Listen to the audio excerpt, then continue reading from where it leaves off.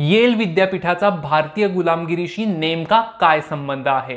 काही दिवसांपूर्वी अमेरिकेतील जगप्रसिद्ध येल युनिव्हर्सिटीने जाहीर माफी मागितली, कारण साधारण 300 वर्षांपूर्वी या विद्यापीठाची स्थापना भारतीय गुलामांच्या खरेदी विक्रीतून झाली होती. एलिहू येल नावाचा एक ब्रिटिश अधिकारी मद्रासचा गव्हर्नर होता.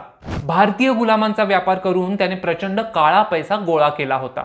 या एलिहू येलचा हुकूम होता की युरोपमध्ये जाणाऱ्या प्रत्येक जहाजावर मिनिमम 10 गुलाम पाठवले जावेत. 1687 सालच्या एका महिन्यात तर 665 गुलाम पाठवले गेले आणि त्यात बरीच लहान मुलं देखील होती.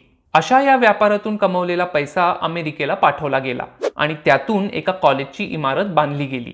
या कॉलेजचे पुढे विद्यापीठात रूपांतर झाले आणि त्याला एलिहू येलचे नाव देण्यात आले. या क्रूर माणसाला गुलामगिरीशी जोडणारा एक महत्त्वाचा पुरावा दाखवणार आहे पार्ट 2 मध्ये. नक्की बघा.